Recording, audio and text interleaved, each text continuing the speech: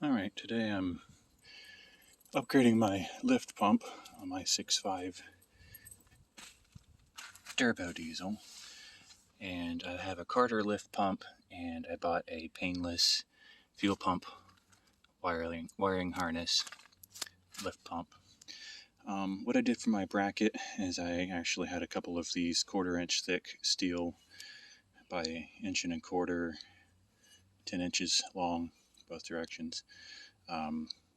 Metal brackets from a different project, and I hooked them up down here. As you can see, I've got a loop here that comes from the tank to my in port. These are 3/8 barb fittings because I have 3/8 lines in my truck. That then comes out and loops around to my Carter lift pump.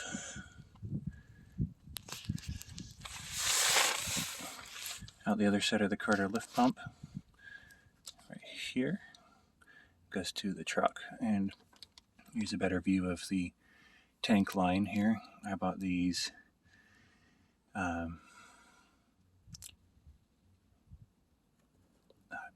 3/4 inch barbs screw over my flare fittings, and they're nice and dry. As far as this flange goes, this screw down on this end, see if I can get my hand on there, is the factory hole. See the other hole down here from where the lift pump was originally at. I took the other screw out, drilled through, and these are self-tapping screws, and reused the same hardware to tap through the frame.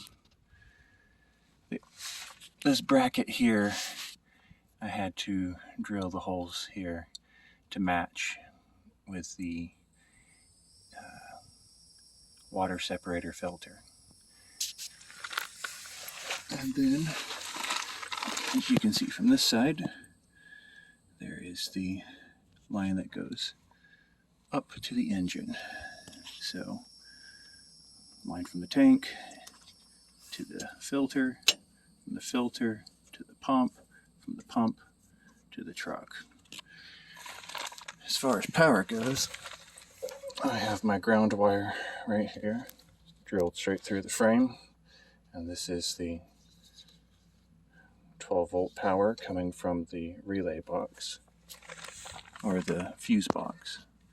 I've got it wrapped in corrugated plastic, goes all the way up, and okay, we're up top. This is the wire that comes from the fuel pump, goes to the relay. This here in the background, you can't see it very well, is a ground wire that grounds to the body.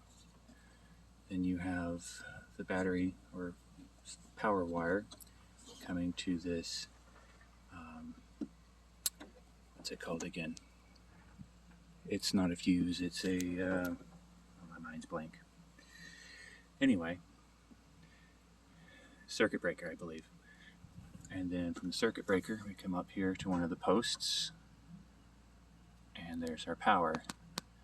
Then over here, this one here is the ignition, number 10 amp. Took a shovel clip and made my own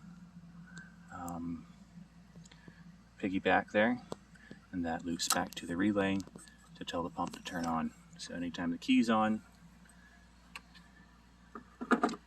the pump is on. And then, of course, I have to bleed the air out, and now it runs pretty good. Hope that helps somebody.